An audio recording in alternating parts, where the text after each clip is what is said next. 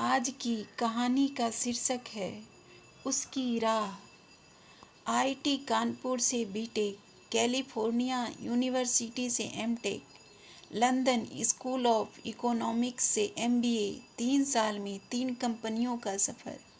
चौथे साल एक मल्टीनेशनल कंपनी के डिप्टी सीईओ के पद का दावेदार। लक्ष्मी देवी के 29 वर्षीय इकलौते बेटे अपूर्व की ऊंची उड़ान के आगे सफलता की सीढ़ियां भी छोटी पड़ती जा रही थी। ऐसा हो भी क्यों ना, सोते जागते उठते बैठते बस काम ही काम। काम के अलावा अपूर्व को और कुछ सूझता ही नहीं था। कई धन कुबेर अपनी कन्याओं के लिए लक्ष्मी देवी के घर लाइन लगाए रहते, पर अपूर्व कोई लड़की देखने को राजी ही नहीं होता। एक दिन उन्होंने उसके सामने कई फोटो रखते हुए कहा, मैंने ये लड़कियां पसंद की है, बता इनमें से सबसे अच्छी कौन है। अपूर्व ने तस्वीरों पर एक उचटती हुई दृष्टि डाली, फिर बोला, ये सभी अच्छी हैं, पर मैं इनमें से किसी से शादी कर उसकी ज़िंदगी बर्बाद नहीं कर सकता। क्या मतलब? माँ, मेरा प्यार कहीं और है। अगर मैं इनमें से किसी से शादी करूँगा तो बेचारी की ज़िंदगी बर्बाद हो जाएगी या नहीं? अपूर्व मुस्कुराया। तो बता, तू किससे प्यार करता है? मैं उसी से तेरी शादी कर देती हूँ। लक्ष्मी देवी हुलस उठी। मेरा पहला प्यार मेरा कैरियर है। मुझे जल्द से जल्द कंपनी का सीईओ बनना है। हाँ, जिस दिन कोई ऐसी लड़की मिलेगी जिसे देखकर दिल कहे कि यह कैरियर से भी ज़्यादा कीमती है, उस दिन फौरन शादी कर लूँगा। अपूर्व हल्का सा मुस्कुराया, फिर ऑफिस चला गया। लक्ष्मी देवी काफ़ी देर तक बरबराती रहीं। अपूर्व ऑफिस पहुंचा ही था कि ब्लू स्काई एडवर्टाइजिंग कंपनी के एमडी रमन मेहता आ गए। मिस्टर मेहता, हमारा काम हुआ कि नहीं? अपूर्व ने उन्हें बैठने का इशारा करते हुए पूछा। सर, आप जैसे इम्पोर्टेंट क्लाइंट का काम न होने का प्रश्न ही नहीं उठता। रमन मेहता धीरे से मुस्कुराए, फिर अपने ब्रीफकेस से 2 एल्बम निकालकर अपूर्व की ओर बढ़ाते हुए बोले, खास आपके लिए 2 नई और बेइंतहा खूबसूरत मॉडल्स का पोर्टफोलियो लाया हूँ। अपूर्व ने एक एल्बम को लेकर पन्ने पलटने शुरू किए। ये मिस रेणुका रमानी है, मिस इंडिया यूनिवर्स के फाइनल राउंड तक पहुंची हैं। आखिरी राउंड में तबीयत खराब हो जाने के कारण पिछड़ गई थी, वरना इस बार की मिस इंडिया यही होती। अपूर्व ने बिना कोई प्रतिक्रिया व्यक्त किए एल्बम के पन्ने पलटे, फिर दूसरा एल्बम उठा लिया। ये है मिस नेहा गोवीरकर। इस बार अमेरिका में बेस्ट एशियन ब्यूटी का पुरस्कार इन्हें ही मिला है। आपकी खातिर बहुत मुश्किल से ये इंडिया में अपना पहला असाइनमेंट करने के लिए तैयार हुई। रमन मेहता ने प्रशंसात्मक स्वर में बताया। अपूर्व ने इस एल्बम के भी पन्ने पलटे, फिर उसे भी मेज पर रखते हुए बोला, हमारी कंपनी एक्सक्लूसिव प्रोडक्ट लॉन्च करने जा रही है। इसके लिए हमें मॉडल चाहिए, बिल्कुल अनछुआ सौंदर्य, ओस की बूंद जैसा पवित्र चेहरा, ऐसी खूबसूरती जिसे उन्मुख पवन जैसी चंचलता और अनंत आकाश जैसी असीम शांति एक साथ हो। ऐसा एक चेहरा है मेरे पास। रमन मेहता ने ब्रीफकेस से एक और एल्बम निकाला। ये है मिस कंगना राय, बीएससी फाइनल ईयर की स्टूडेंट। पिछले महीने अपने कॉलेज की नृत्य प्रतियोगिता में पुरस्कार जीता तो उत्साहित हो मेरे स्टूडियो में फ़ोटो खिंचवाने चली आई थी। मिस्टर मेहता, आप मेरा समय बर्बाद कर रहे हैं। मैंने इस मॉडलिंग असाइनमेंट के लिए आपको मुँह मांगी कीमत देने का वादा किया है और आप किसी को भी लाकर मेरे मत्थे मत देना चाहते हैं। अपूर्व का स्वर तल्ख हो गया। सर, अनछुआ सौंदर्य बाजार में नहीं मिलता। ऐसा सौंदर्य तो बस सीप में बंद मोती के पास ही हो सकता है। अगर किसी पारखी की नज़र पड़ जाए तो उसे अनमोल रत्न बनते देर नहीं लगती। रमन मेहता भरपूर आत्मविश्वास के साथ मुस्कुराए। फिर अपने शब्दों को वजन देते हुए बोले, आप एक बार इस एल्बम के पन्ने तो पलट कर देखिए। आपकी आंखें चौंधिया न जाए तो मेरा नाम बदल दीजिएगा। अपूर्व ने बहुत बेदिली से एल्बम का पहला पन्ना खोला, लेकिन पहली तस्वीर सीधे दिल में उतर गई। खूबसूरत चेहरे से झांक रही झील सी गहरी आंखें किसी को भी अपने मुंह पास में बांध लेने में सक्षम थी। मैं आज ही इनसे मिलना चाहूँगा, अपूर्व ने एल्बम रखते हुए फैसला सुनाया। उस दिन शाम रमन मेहता ने अपूर्व की कंगना राय से मुलाकात करवा दी। अपूर्व ने उसे देखा तो देखता ही रह गया। थोड़ी देर की औपचारिक बातचीत के पश्चात अपूर्व ने कहा, मिस्टर मेहता, अगर आप बुरा न माने तो मिस कंगना से अकेले में कुछ बात करना चाहता हूँ। Sure sir. रमन मेहता के चेहरे पर एक व्यावसायिक मुस्कान उभरी और कंगना राय को बोलने का कोई मौका दिए बिना वे वहाँ से हट गए। कंगना के चेहरे पर परेशानी के चिन्ह उभर आए, जिन्हें पढ़ते हुए अपूर्व ने धीमे स्वर में कहा, आप अपना मॉडलिंग असाइनमेंट तो पक्का ही समझिए, लेकिन उससे पहले मैं एक शर्त रखना चाहता हूँ। आप मुझे काम दें या ना दें, पर मैं आपकी कोई शर्त नहीं मानूंगी। कंगना का चेहरा अपमान से लाल हो उठा और वे झटके से उठ खड़ी हुई। देखिए, शर्त सुने बिना इनकार करना अक्लमंदी न होगी। अपूर्व ने हड़बड़ा कर वहाँ से जा रही कंगना की कलाई थाम ली। छोड़िए मेरा हाथ, आप गलत समझ रहे हैं, मैं वैसी लड़की नहीं हूँ। हाथ छुड़ाते छुड़ाते कंगना की आंखों से आंसू टपक पड़े। आप भी मुझे गलत समझ रही हैं, मैं भी वैसा लड़का नहीं हूँ। मैं तो आपसे शादी करना चाहता हूँ। कंगना के आंसू देख अपूर्व हड़बड़ा उठा। क्या? कंगना की आंखें आश्चर्य से फैल गई। हाँ मिस कंगना, क्षण भर पहले मेरे मन में हल्की सी शंका थी, पर अब मुझे विश्वास हो गया कि मेरा फैसला सही है। अपूर्व क्षण भर के लिए रुका, फिर कंगना की आंखों में देखते हुए बोला, मेरी शर्त सिर्फ इतनी है कि या तो आप हमारी कंपनी के लिए मॉडलिंग के प्रस्ताव को स्वीकार कर लें या मेरी शादी के प्रस्ताव को, क्योंकि मॉडलिंग के बाद शादी और शादी के बाद मॉडलिंग मुझे स्वीकार न होगी। मुझे थोड़ा वक्त चाहिए। कंगना ने सहज होने की कोशिश की, किंतु फैसला लेना आसान न था। एक तरफ कैरियर के आरंभ में ही इतना बड़ा ब्रेक, ग्लैमर, शोहरत, पैसा और तरक भरक भरी जिंदगी थी, तो दूसरी तरफ अपूर्व जैसा पति, जिसके पास वह सब कुछ था जिसकी कामना हर लड़की करती है। कंगना की पूरी रात वह पोह में बीती। अगले दिन जब उसने फैसला सुनाया तो अपूर्व खुशी से उछल पड़ा। लक्ष्मी देवी ने भी देरी नहीं की, चट मंगनी पट ब्याह हो गया और अगले ही सप्ताह अपूर्व और कंगना हनीमून पर निकल गए। स्विट्जरलैंड, पेरिस, रोम, सिंगापुर और हांगकांग होते हुए जब वे 1 माह बाद लौटे तो बहुत खुश थे। इस बीच अपूर्व का काम काफ़ी पिछड़ गया था, अतः वह वापस आते ही वह बुरी तरह व्यस्त हो गया। कंगना बहुत समझदार थी, पति की व्यस्तताओं और मजबूरियों को समझती थी।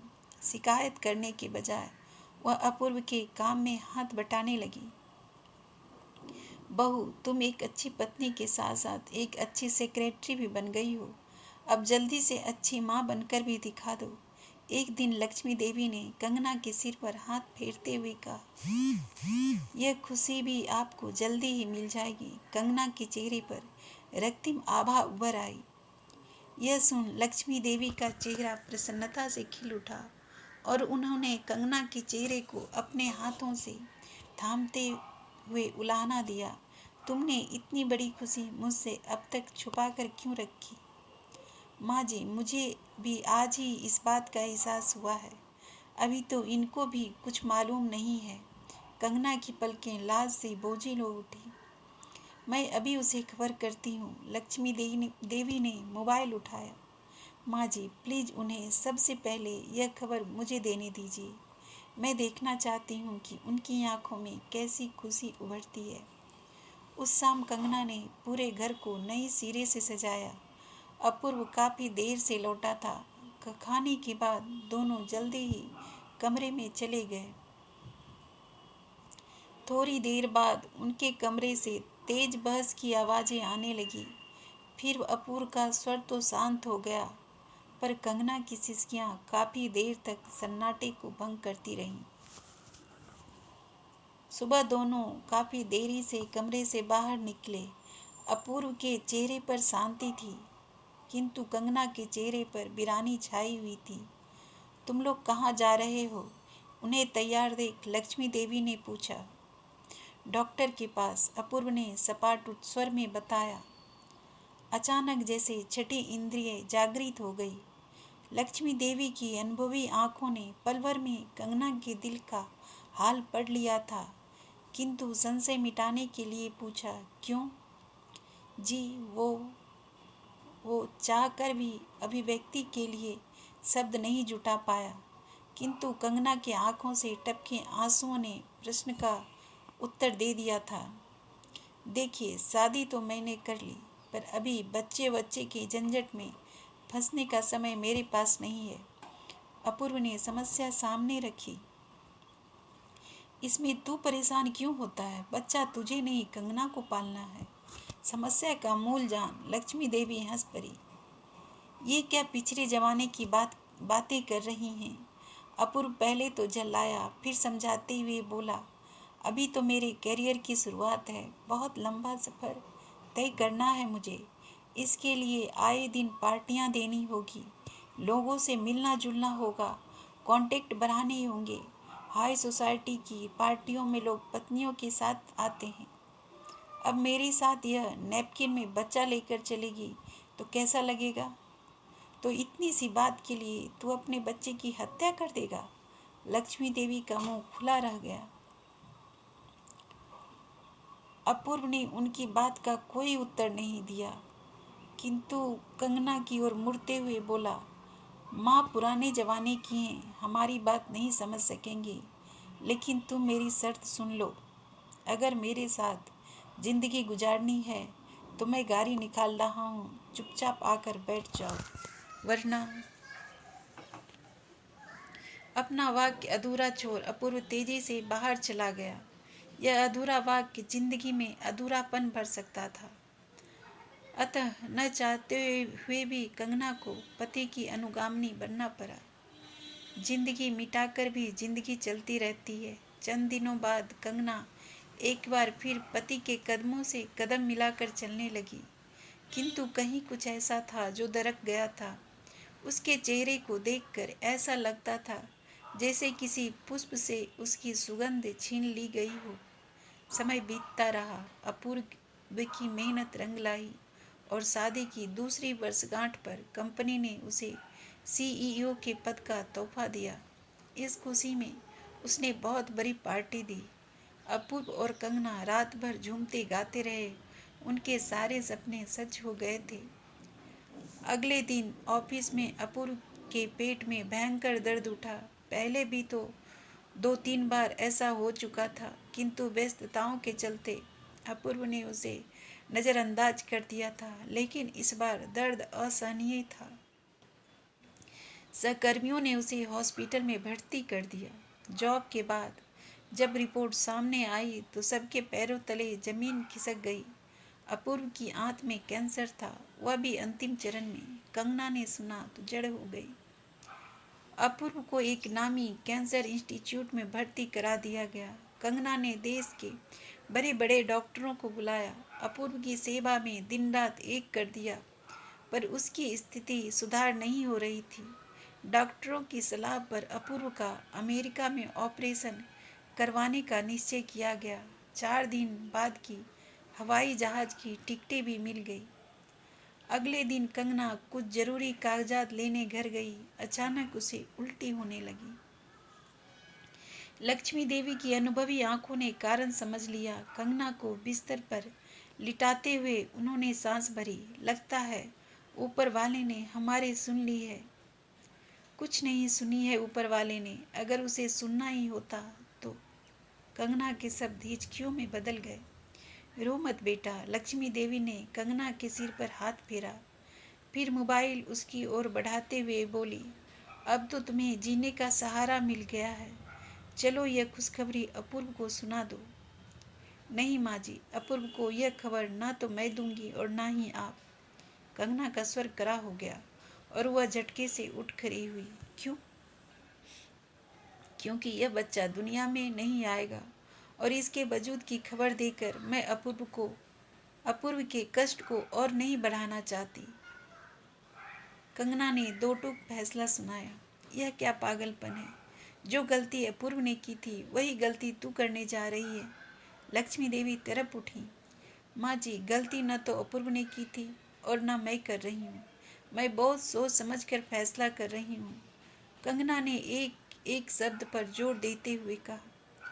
लक्ष्मी देवी ने कंगना को अविश्वसनीय नज़र से देखा, फिर बोली, बेटा, बच्चा तो स्त्री को प्रकृति का दिया सबसे बड़ा वरदान है, उसके जीने का सहारा है। बच्चे के बिना स्त्री सदैव अपूर्ण होती है। और तू? कंगना ने लक्ष्मी देवी की बात बीच में काट दी। क्या यह वरदान मेरे लिए अभिशाप नहीं बन जाएगा? क्या यह सहारा मेरे लिए बोझ नहीं साबित होगा? इसके साथ क्या मैं सदा के लिए अपूर्ण नहीं रह जाऊंगी? अपने कैरियर के लिए अपूर्व ने मेरे बच्चे को अजन्मा होने का अभिशाप दिया था। बताइए, क्या दोष था उसका? बस इतना कि वह एक महत्वाकांक्षी बाप की औलाद था। कंगना ने अपनी आंखों से ढलक आए आंसुओं को पोंछा।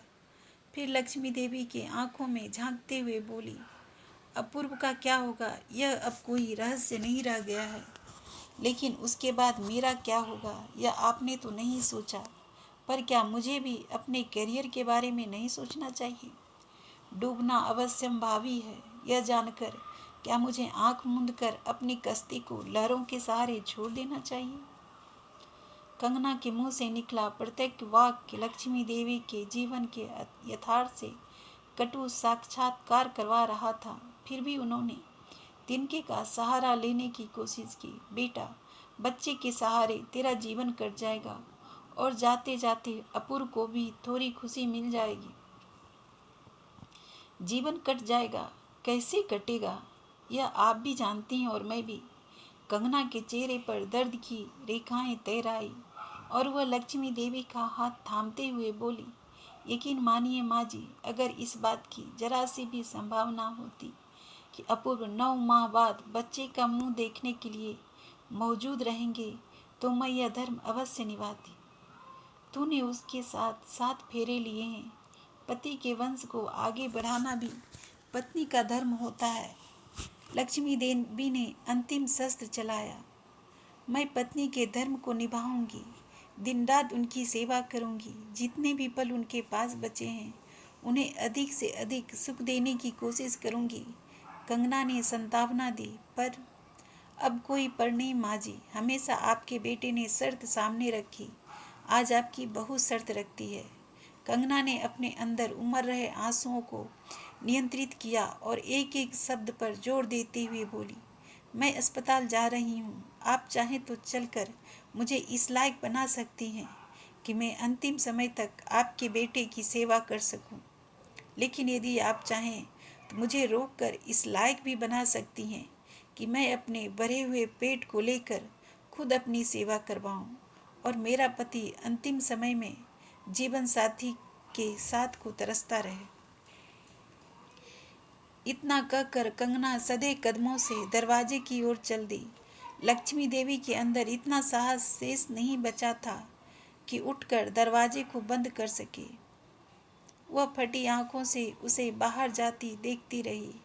वह तय नहीं कर पा रही थी कि उसकी राह सही है या गलत।